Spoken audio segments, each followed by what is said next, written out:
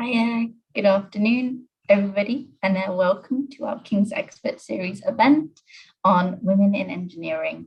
We're so honoured and so excited to bring this event to our alumni community and to present you with some amazing speakers from King's today. As we do say, these are our King's Experts, rightly said in the title. I'm going to go ahead and fast forward straight to the event and pass over to Rosie Campbell, who will sort of give an introduction of herself and pass on to the other speakers. Thank you so much for joining us. Thank you so much for having me. Well, I'm Rosie Campbell. I'm a professor of politics and the director of the Global Institute for Women's Leadership here at King's College London. And we're in an institute that's all about trying to use evidence to see what we can do to accelerate the rate of progress for women's access to leadership. And we do that by connecting the best academic evidence with change makers. The chair of the institute is Julia Gillard, the former Prime Minister of Australia, and we're always trying to mix evidence and practice. So I'm especially delighted to be part of this conversation today and to hear about what we can do to promote women in leadership in engineering. And I'd like to hand over first to Barbara for you to introduce yourself to us all. Thank you, Barbara. Thank you very much, Rosie, and I'm absolutely delighted to be here to talk about something that is very dear to my heart. I joined King's in 2019 to head the relaunched Department of Engineering here at King's. It's wonderful to see all the efforts going into relaunching the department, and it has such a rich history that we need to recognize, but also to look forward. I mean, we're very excited about training the next generation of King's changemakers or engineers, and also to really do some research that will have impact in the real world, that will make a difference. So I'm delighted to be here. Thank you, Rosie. And I'm going to hand over to Professor Bashir Al-Hashimi. Thank you, Barbara. Thank you, Rosie. I'm equally delighted to be with you. My name is Bashir Al-Hashimi. I've been in engineering since the age of 18, so that's just over 40 years. I'm currently the Executive Dean of Natural Mathematical Engineering Sciences faculty at King's College London. I'm also Professor of Computer Engineering. Most of the research and education I do is very much related to understanding two very important components of what makes electronics and computing go, which is hardware and software.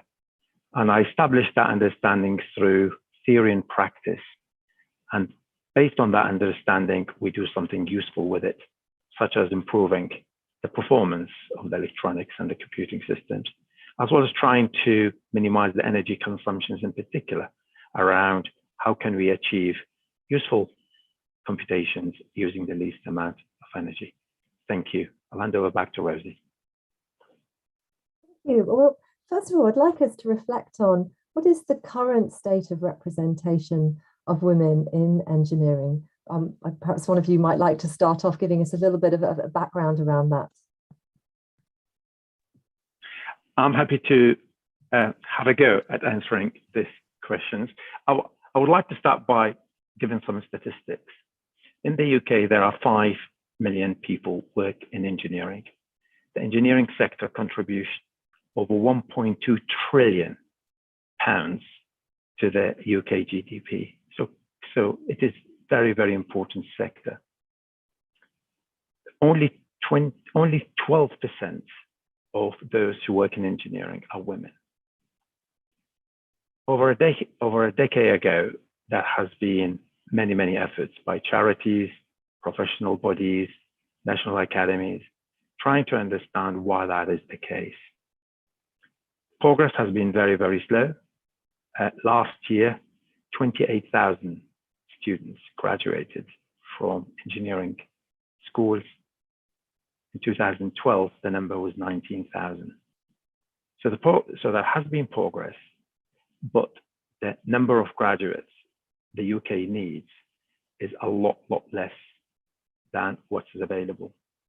So the current status is there's a lot of work to be done, and I'm sure that there will be an opportunity for us to perhaps shed some light why that is the case and what needs to happen in order to not only increase the number of women in engineering, but also to increase the diversity, because there's only 11% of those who work in engineering are from Black minority ethnic. So there's a lot more work to be done. Thank you. Thank you so much, Bashir. Barbara, perhaps you might like to reflect on what are some of the barriers and enablers to women's access to engineering. Yes, I'd be delighted to. I'll just put you in my background, really, so you understand a bit. Everyone asks me about my accent, so I'll tell you right now. I was born and raised in Philadelphia, and I studied my undergraduate degree in the US, and I did my master's degree, and I worked for about a year at AT&T Bell Labs. But I got the research bug. I had the opportunity to be funded to come to the UK to do my doctorate, and that's what I did. Much of my research really looks at manipulating materials to optimize their properties, to look at how we can strengthen them, how we can add functionality, and how they really are the backbone of what we build as engineers, whether they're electronic materials, such as Bashir's work, or metallic materials for the bridges and the gas turbines that we use in our aircraft. When I started engineering in my course, and I went to a university where the football team was called the Engineers. Okay, so it was a very, very dominated engineering school, and it was, depending on the course, hovering around 8% female. So as Bashir said, it's now 12% in the workforce. That's not a big increase over a few decades. And as he's mentioned, there have been many, many initiatives to really try and promote engineering to women. If we look back a little bit further in the training of our future engineers, if we look at the age of 14 to 16, about 42% of girls ask would they think engineering as a career, and they're really excited about it. By the time they get to 16 to 18-year-olds, that's dropped to 25%. When we look at the number of girls doing A-level physics, it's about 20%, and it has been that for 25 years. Right? So we haven't seen a real increase there. In addition, when we look at the number of girls doing A-level maths, it was 40% in 2009. It's dropped, it's now 38%. The same thing with further mathematics. So it was 31%, now it's 28%. Some of these, particularly mathematics, and when we talk a little bit more about King's, I can add a bit there, are really enablers for engineering if we want to understand the fundamentals. What do we do? I mean, as Bashir said, there have been many, many initiatives. What do I think? Where are we curious as youngsters? When we're young, that's when we want to know how things work, what we can do to make things better. But when I look now, and I'll give you two examples. When I arrived at King's for my interview, I walked into the Strand building and the lift wasn't working.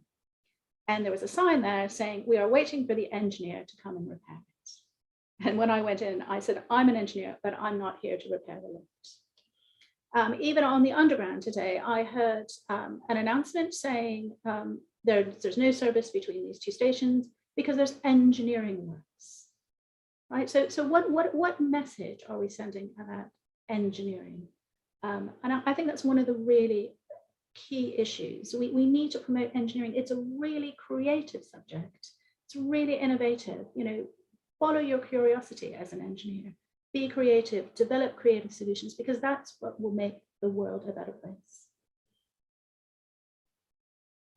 Well, can I come back and just to really build on what Barbara has just said about what has been perhaps the biggest barrier in increasing the number of people entering the engineering profession? I think there has been many, many studies and many, many reports being written, and they all have one thing in common, which is about what is engineering? What is engineering? At worst, the answer will be, I don't know. The answer I like to give, and the answer I hope that we will be able to promote. We are making some progress, but I really hope I'll take that opportunity to encourage people to describe what engineering is about. To me, engineering is what makes the world better. Engineering is about what makes the planet more sustainable. We have some massive challenges in the 21st century around food security, access to clean energy. Well, at the heart of that is engineering. I cannot think of anything that has been good in the world that has not been either initiated or delivered by engineers. And I would like to quote perhaps an interesting statement from the late Prince Philip when he said, "Everything that was not invented by God is likely to be invented by an engineer." This is really what engineering is about. Do we have an image issue? Absolutely. Do we have the evidence to do something about it? Absolutely. And I think a debate such as this is about want to know what engineering is. And to me, it is a fascinating career. It's a rewarding career. And the salary is not too bad either. Thank you. Before starting this job, I was one of those people who perhaps didn't really understand the scale of what can be done with engineering, or perhaps hadn't given it enough thought. As a political scientist, it's not my area of research. And then being part of this interdisciplinary institute, one of the reports that had been written before I arrived was by my colleague, Laura Jones. And it was a kind of a review of all the evidence around women in STEM, including engineering. And one of the things that really struck me that you've both mentioned is how if tech and STEM are described and treated as for good, as having a purpose, how you can really attract more women and more girls to study STEM. And I found that really fascinating. Is that something that resonates with your experience? Yeah, so I'll pick up that question. I mean, I'd just like to go back and just really point out that we need to communicate to the wider, I feel like we need to talk to the press and the BBC and give them, in the same way that they have terms that apply to things. We should, as engineers, tell them what the terminology should be, right? So engineering works, they're not engineers necessarily working out there fixing the underground tracks. So I would be really keen to engage with the wider press community, or to just really talk about what is an engineer and how do we use the word correctly. Many other European countries do use the word correctly. Many other countries across the world do use. We just kind of band it around, and my washing machine is broken. I'm going to call the engineer. I can guarantee you, I'm not going to show up on your doorstep. So I think just to follow on for that, it is, what are we doing? It is definitely resonating with a number of things that we're trying to do. So we know that the number of young women taking A-level physics is steady, right? We've now at King's no longer, like many other engineering departments, no longer have A-level physics as a requirement. Why? Well, we know, as I said earlier, at King's Engineering, we need mathematics. But what we need in addition to that is creativity and analytical thinking. So if you are studying A-level music, if you are studying history, you also get those skills. And we just look at the number of engineers that at the end of their studies go into the city, right? Go into banking. Why? Because they're valued for their mathematical abilities and their analytical thinking. And why? We're all curious problem solvers, right? I think you can find the youngest child who's really interested in taking things and looking at them from all angles. We need to nurture that. So that's one of the barriers. It's that pipeline. And what do we do about the leaky pipeline here? That's a real challenge. So I have been fortunate in my career that I've struggled a lot. I've struggled against a range of things, and I can tell you that, for example, if I apply for a European fellowship, I am allowed to take 18 months off my career age. So that takes 8 years off my career age, right? For every child, you take 18 months off. If I apply here, I do recall in the early days applying for funding here, and it's your number of publications in the last 5 calendar years. At times, that was pretty low for me. So I really, we've seen that change. We've seen, and I used to write to the Research Council all the time saying, why are you asking me this? And I would put a big long list in. But we need that sort of challenge. We need to challenge some of the systems that are in place and ask, why are we doing that? For whose benefit are we looking at metrics, looking at the number of publications in a specific time period? So those are some of the barriers in academia. I think, and I have a daughter who is just finished studying engineering, so I'm absolutely delighted. And she's on a graduate scheme. I think in industry, and I can only observe, they're much more aware of the value of diversity.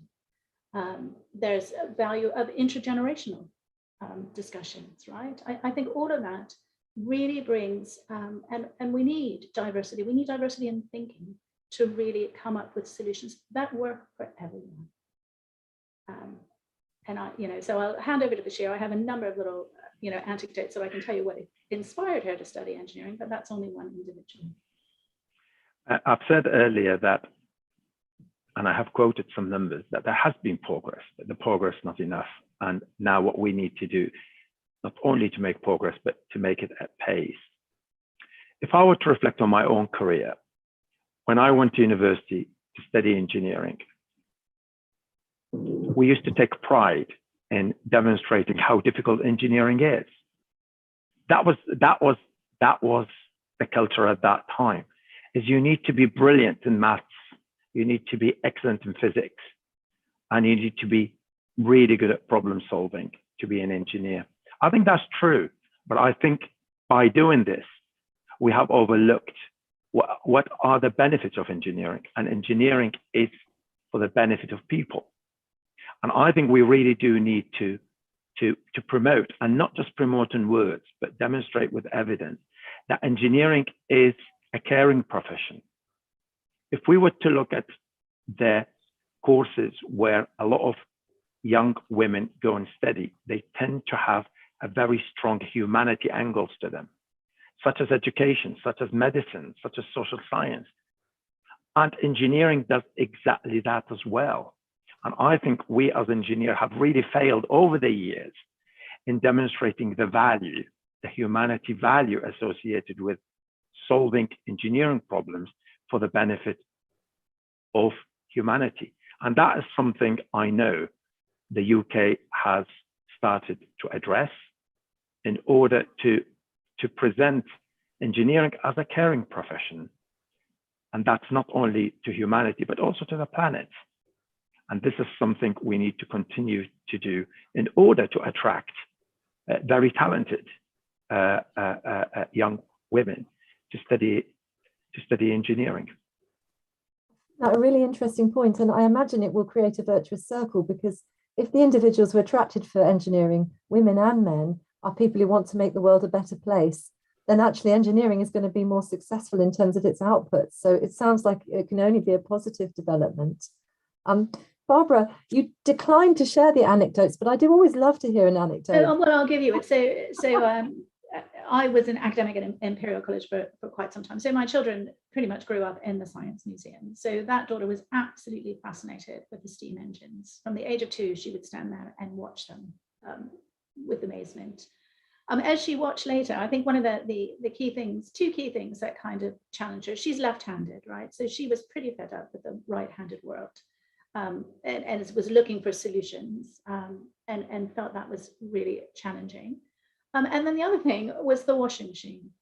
So, I, as the primary person, I don't want to put my partner as fantastically helpful, but as the primary person in charge of the laundry, I think my washing machine, I was trying to do a calculation, must have about 100, up to 100 different options that I could change the temperature, I could change the spin speed, I could change the cycle, I could do just about everything. And she looked at me, she said, but Mummy, you only use about 4 buttons, right? So who are we designing things for? I think that was really what inspired her.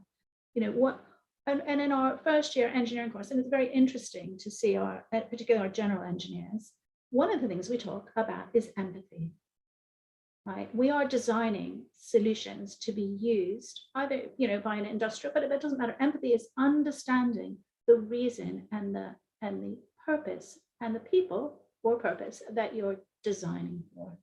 And until we start to really embed that, we can, I think, with that, really accelerate innovation, for, as Bashir said, for people and the planet.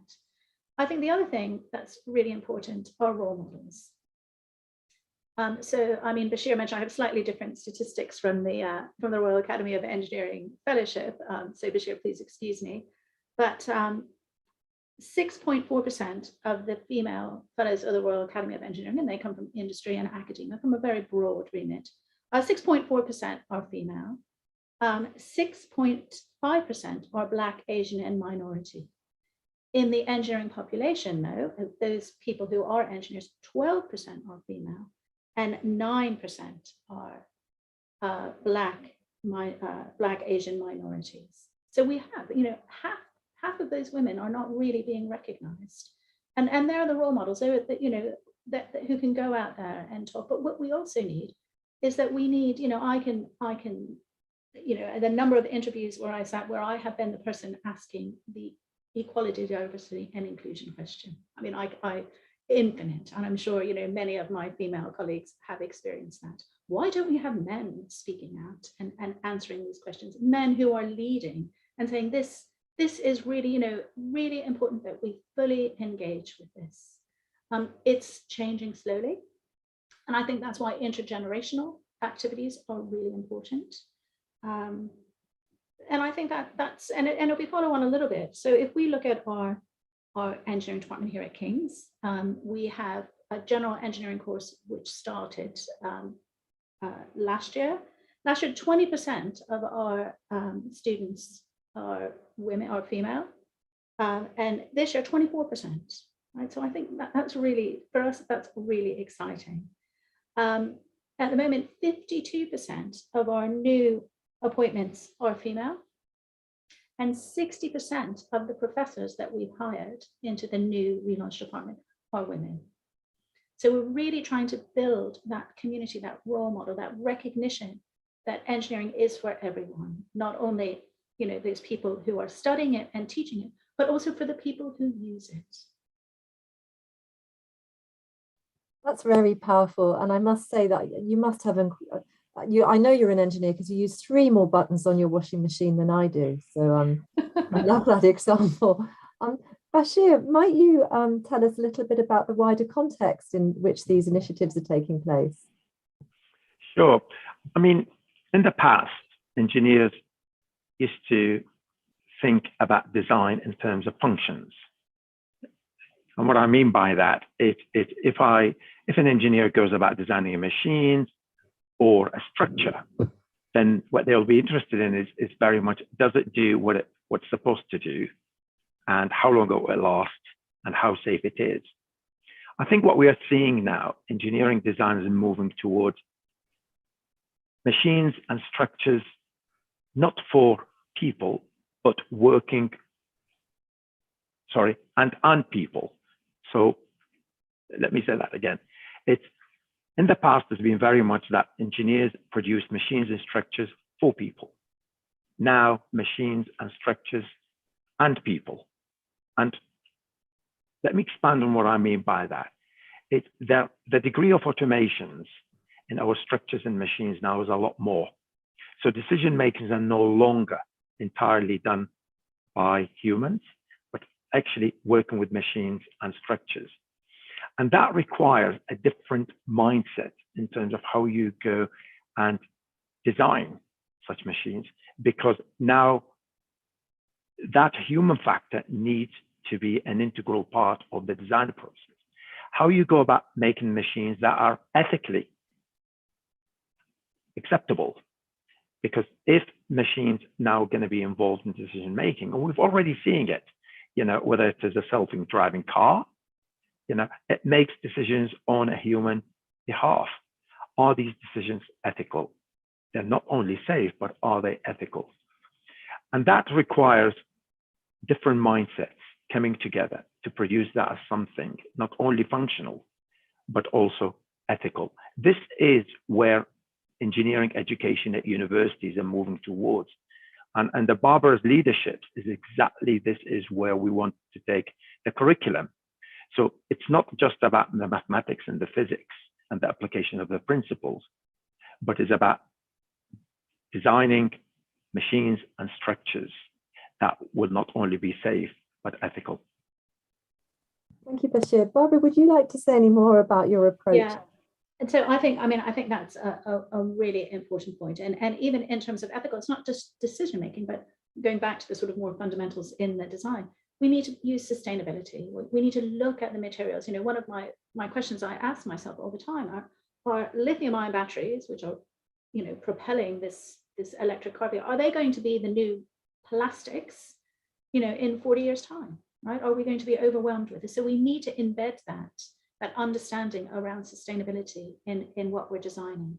And about our curriculum at King's, so in our general engineering degree, we are teaching our students that engineering is no longer a silo discipline. We don't have electronic engineers and mechanical engineers, because what we need to do to deliver these solutions that Bashir has mentioned is to bring them together, right? Nothing that, the days of the really, basic fundamental ideas, that a lot of research is going there. But now really industry is looking for engineers who understand not only the fundamental underlying engineering principles to certain, to a given level, maybe more in depth in certain areas, depending on the student's interest, but also understand the context of the problem. And that's what we're really fortunate to be with at King's. I had a meeting with a senior lecturer in the business school, and we were talking about social enterprise and microgrids, right? So if you have a garden in London and you want to put some PV panels, can they sell that back to the grid, right?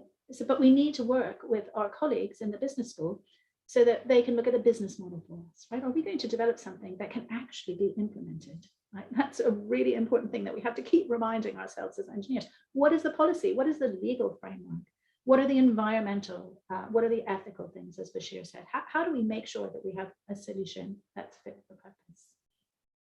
The other little thing I want to add about the way that we're teaching engineering is that we have a number of group design projects. And the students are all, to a varying degree, some are very comfortable with it, some are less comfortable. So I'm an engineer, and I'm an engineer of the type that if you ask me to do role play, I will run screaming from the room, right? So I think, we have engineers who are much more gregarious and ones that are much more reserved. But what they need to experience in their undergraduate degree is they may be focused and absolutely be amazed at, designing an electronic circuit. But what if they cannot communicate that to the person who's going to manufacture it, to the person who's going to integrate it into the device or the vehicle, then it's really challenging. So we want them to experience all these different roles in an engineering team, because that's what they will be experienced in industry. And it's a safe place really to try out all these roles. And then by the time you graduate, you kind of know where you're comfortable. You know if you're the one who's going to go and pitch that engineering solution to the CEO, or you're the one who's going to be sitting there working alongside the electrical engineer, working alongside the mechanical engineer to put those two pieces together. And we really think that that's what we want students to have, is that appreciation for other engineering disciplines and the wider context of their solution.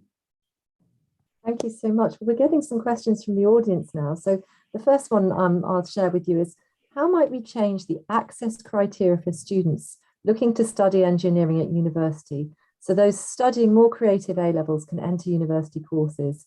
Do you have some thoughts on that? I'm happy to kick off at the moment. So what we are doing, so we have, for example, with physics, right, which we have dropped, we have an introductory course that really looks at energy, right, renewable energy. And that's where we introduce the basic concepts of physics that some students will not have studied from GCSE. We're looking at ways how we can help students who haven't done mathematics. That's a little bit more challenging, because we need to make sure that they're hitting the ground running, and more importantly, that they are confident with the subject, right? And we could see this. I was reading some quotes the other day where girls don't feel they're good at maths. Like, oh, I'm not good at maths. Anyone can be good at maths when you're younger. Just practice it, right? Practice it. You'll be confident. So mathematics is a little bit trickier, because we need to ensure that we not only build the mathematical skills, but the confidence in our students. To me, we need to emphasize that engineering is about teamwork. And in industry, very, very often, the team's members come from different backgrounds. So I agree that to study engineering at university, you need to have interest in mathematics. You need to have interest in physics and chemistry, because that's what will help you to design and make things that is fit for purpose. But once you finish university education, it is very likely you will work as part of a team where perhaps you will not be involved in developing sort of the mathematical models, but you will be a lot more involved perhaps in how the packaging of new engineering products will be made. I was recently talking to a chief engineer at a very high-tech company, which their products almost every one of us have. I've asked him, what is the most challenging area of recruitment for you? And his response was, we really need people who are creative in music, in art, because now it is no longer what's inside the box, but in how the box looks like. And I really do not want that to come across, that those who are good at art and music are going to have less important role. They have just as important, if not more important, in making sure that what goes inside a box does actually get used for the benefit. So the key point I'm making here is, how do we make access for young people to study engineering at university? Is we need to move away from what it was in my time, which you need to be most able to, you need to be most creative, most committed, willing to learn.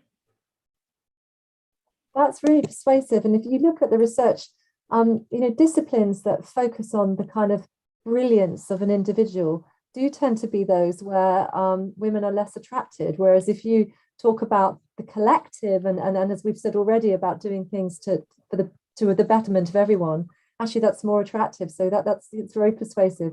And I have another question here from Nick Maxey, who says, how do you create an environment that develops role models for the future?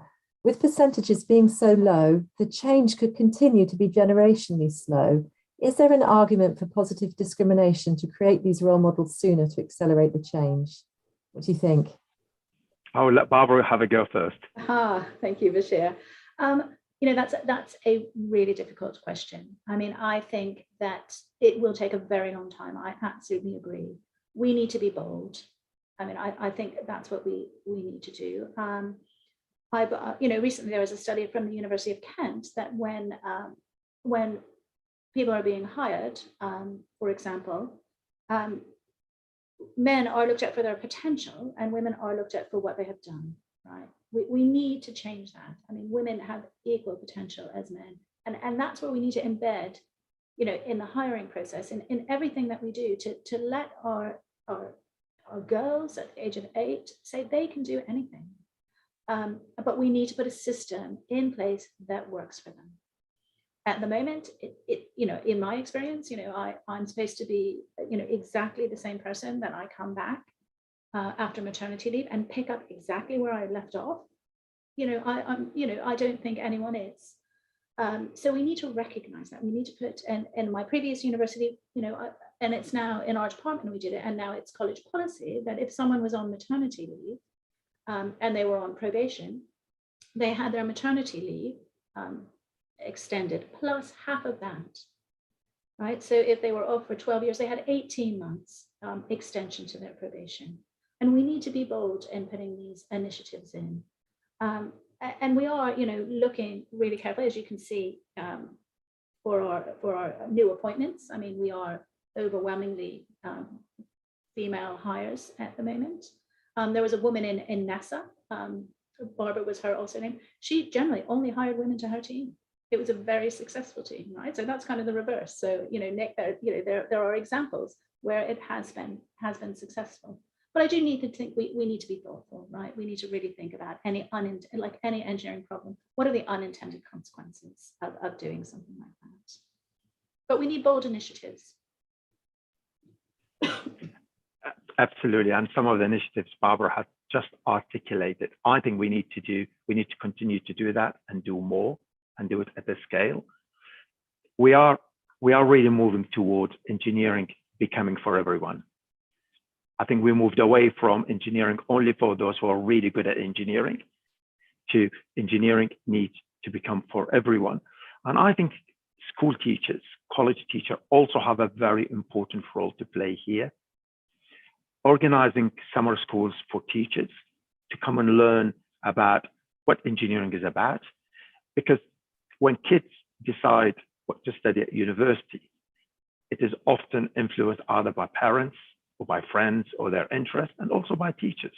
So do we need positive discriminations in order to grow our students, to grow people to study engineering? Absolutely. And in fact, this is already happening. And we just need to do a lot more. And I remain hopeful that although the last decade has seen numbers going from 19,000 to 28,000 engineering graduates, the next decade I really hope, and I'm working with many, many colleagues, that the growth will not be around 55%, but it will double. That is, I think, will then be seen bigger progress. Those are really interesting points. And one of the other findings that's very evident in the literature is that girls tend to do better in STEM subjects in all girls schools. And I've very much taken this on board, and my girls go to a girls' state comprehensive school. I'm hoping that they will avoid some of the bias that they might experience in a mixed school. I think there's a parallel there to the quotas. Do you think women need access to women-only spaces in order to sort of avoid bias and be able to access STEM careers and STEM subjects? What do you think, Barbara? Yeah, I do. I mean, because it's all about confidence, isn't it? I mean, and the moment that one's confidence is undermined, it's almost impossible to get it back.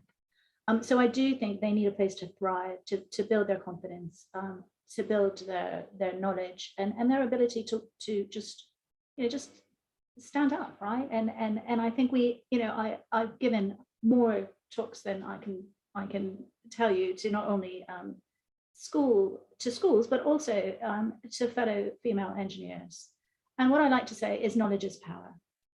So if you understand the context, so I remember as a student going to conferences or sessions, particularly in academia, and I would be sitting there, and all these men would be standing up, right? And they'd be like, "Whoa," and I'm like, "Wow, what's wrong with me?" And then I read a study. So I had a visiting professorship in Sweden, and I'm going to plug my computer in. Hold on.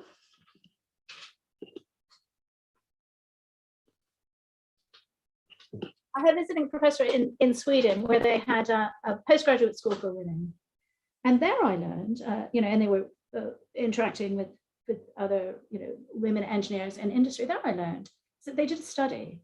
And in general, and maybe, I don't know, Rosie, if you've come across this, that men will reinforce what's said. They'll say, "Oh, great, Joe, I did that study in 1965 and I found something very similar." Whereas women in general will wait until they have something to add to the conversation. And once I knew that, I thought, I'm comfortable with that, right? If they want to go and just, do a little bit of mutual backpatting, that's fine, right? But I think the other interesting thing, though, that we struggle against, and I did this with my children, is that there's I think it's from like 1996, and it's about how do you get promoted? I don't know if you've seen this pie chart. So I put this 3-point pie chart, and I said, listen, choose between how well you're doing your job, what your image, and who knows you. So the biggest pie piece, they said, that's how hard I work, right? That's going to, and it's not, right? 10% of your ability to get promoted is on your performance. 30% is on your image, right? Do you look the part? Are you? And 60% is on exposure, right? And I'm sure, Rosie, you're familiar. Just go and have a coffee on the management floor, be seen, and that's the power, right? Because so many young girls are taught to be good and sit quietly in class and work really, really hard, and we need to give them that knowledge and power. And they can choose to do it or not. Absolutely. And I mean, one of the things that we're very interested in the Institute is what are the factors that lead to promotion? You've described that. And I think sometimes we mistake when we're making recruitment and promotion decisions, we mistake confidence for competence.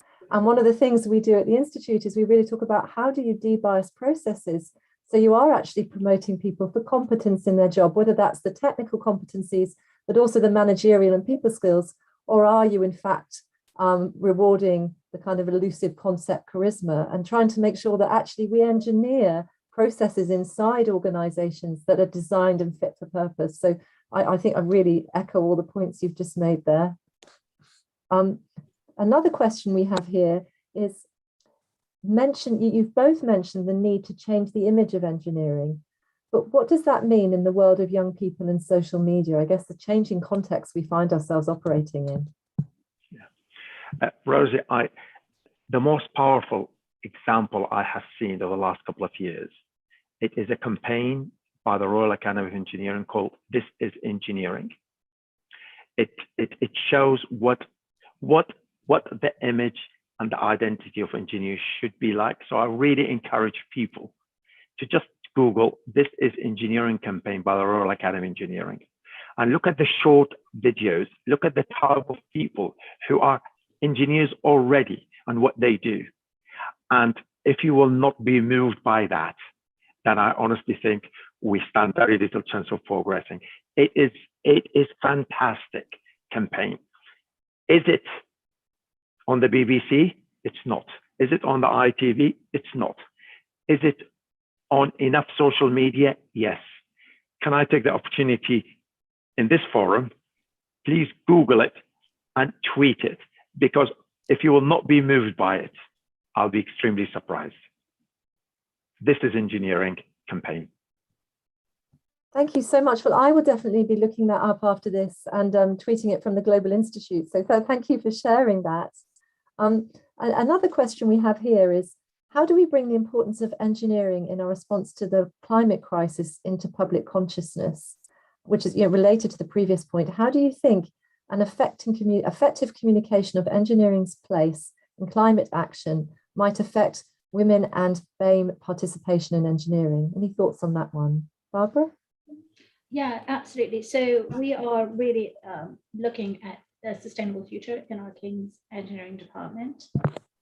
We're highlighting all the research. I mean, engineering has a critical role to play, but again, I'll go back to the fact that engineering is in the shadows, right? So we talk about, and I might be slightly controversial here this year, but machine learning, right? So nonlinear regression analysis. I was doing nonlinear regression analysis in my undergraduate placement in a large steel mill.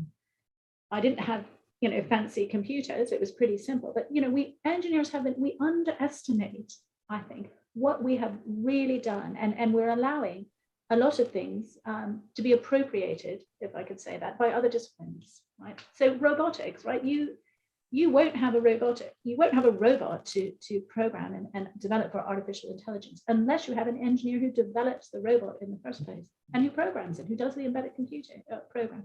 So we are really fundamental, but I don't think we're very good. We're very good at, and that campaign that Bashir mentioned is fantastic. But how do we get it to reach the right audiences? I mean, my children don't look at Twitter. They kind of think I'm a little bit weird going on Twitter. So how do we do that? I think that's a real challenge. And how do we not have all the women engineers out there talking all the time, right? We need to move away and do what we love in engineering as well. I've got a question here from Arthur Queener. He says, what is the future of women engineers in developing countries? My daughter studied engineering, and coincidentally, she's also called Barbara. Any thoughts, Bashir, Barbara? Well, I mean, I know the UK are the lowest in Europe around number of women in engineering. So the UK is not really a good model, but things are improving. In terms of the biggest challenges the world is facing, engineers really is at the heart of that. So, I would like to think that there are a lot of opportunities open to women around to use their expertise in finding solutions to the very difficult problems. I hope I have answered that question because it was a general question. It was a really good question, but I hope I have done justice in providing that response. Yeah, and I'll just add something. So I've done a lot of work with India in the past, and visiting engineering departments there. I mean, it's just women are there, right? You know, they don't seem to be in a minority. They seem to be, you know, just part of the engineering department. And I think that ability, that must be from a younger age, potentially. I don't know if it's culturally that you know, we're not, you know, I don't know the percentage of young Indian children who want to be, I'm sure a fair number want to be pop stars. But is that, you know, and you know, my YouTubers, right? How do we put the technology behind that? But I do think in other countries that gender bias is less so from what I have observed. And there are many positive actions in other countries, which we don't have here. Yeah, I think that one of the factors seems to be that where there's more of a priority on educational opportunities that will lead to a career that's financially, you know, stable, are very attractive. And I wonder if we're doing enough to convey. One of the things you mentioned earlier, Barbara, was about parental leave and the impact on your career. And as you were talking, I was thinking, of course, we're expecting to have very long careers, and we're expecting the nature of what we do in those careers to potentially change over time, for us to need to be able to shift and to be flexible and to adapt. And perhaps we can't think of our career as a race, you know, it's a long haul. I'm just wondering, what do we do to ensure that access to engineering, which we know is going to be more important in the future, I would imagine, than even now, that you can access that later in the life course? Yeah, I mean, absolutely. You know, I think that is a really important. We have had some mature students, in fact, changing careers on our course. Not many, but a few. It's very challenging. Within the academic community, there are returners. You know, we need to look at a lot of returners initiatives, really, to ensure that women. You know, I was fortunate enough to be able to tick my career over, right? And the most important thing at that stage for me was not to compare myself to my male colleagues. That was just not a good thing to do. But you know, I reached the same point, and I think it's just giving the support for women as they move through their careers that they need. And I had a wonderful senior colleague at Imperial. She was the first lecturer in my department. And I absolutely ring to, you know, she said, you know, my husband, he's super supportive, but he's not the one thinking, when am I going to get Nikki's brown tights so she can be the squirrel in the school play tomorrow? She said that's always me. And I think we need, and I think that's changing, but it's not changing fast enough. You know, shared parental leave, a real opportunity that we need men to be able to feel confident to take that leave. So I think there are initiatives, but it's just a matter of being involved. Rosie, what I could say is that there is a lot of family policies now in engineering companies that ensure that women can have a successful career, as well as to have the time to do other things besides work. I think people like myself in positions of leadership that also need not only to become aware of these issues, but to do something about it. And I know King's College London take this matter very, very seriously. And I think it's fair to say in the UK is we started to do a lot more, but as Barbara said, is we're not doing it fast enough.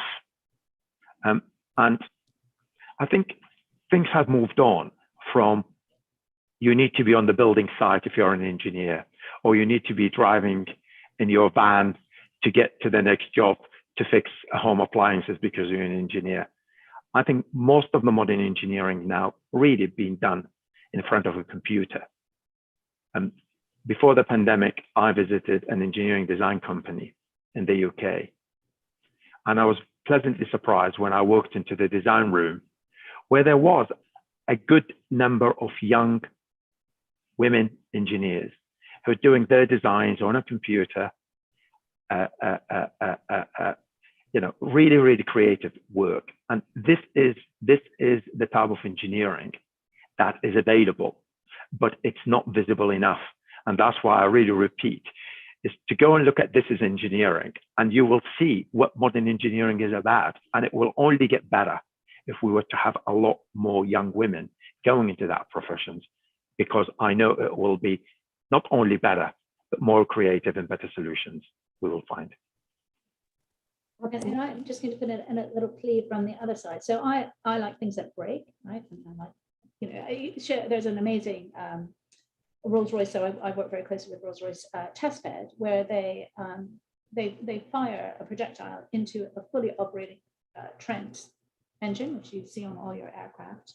A million pound test, right? I mean, to me, that is absolutely awesome. You can't simulate, you can't do that, but you have to collect all the data from it. So that you can go back and build models that are simulating. So I like to get out there and engineer. I've worked in a steel plant. The amazing ability. I've worked in growing single crystals, in clean rooms. There's just it's like magic, really, right? So simulation is absolutely vital to what we do as engineers. But there's an awful lot of magic in it too. Of course, also, you've made me think of some of the research that Caroline Credo-Perez summarized in her book around women being more likely to die in car accidents or be injured because the crash test dummies were not women's bodies. So I'm really glad to hear that you've physically been in that room, Barbara, because we do need we need that diversity of thought when it comes to design.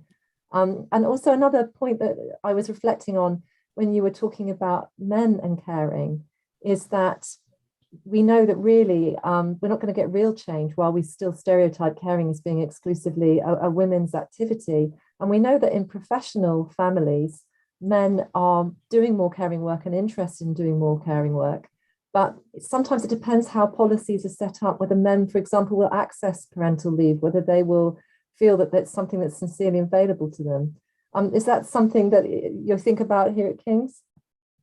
I mean, I think there's also the perception, right? In the same way that, women are viewed as the caring, we have to look at the perception that if a man has a career break, it's a bad thing, it's okay. So I think we also need to let senior, management across in industry, and I think it's a little bit better that it's okay, right? To take equal amount of leave. The challenge is it's often unpaid, and that's something that needs to be addressed. But I think, there also needs to be a cultural change from that. And again, intergenerational discussions are really important to speak to early career or, men starting their engineering career, no matter what age, because they will bring valuable experience and lived experience to these issues. I have a final question here from our audience.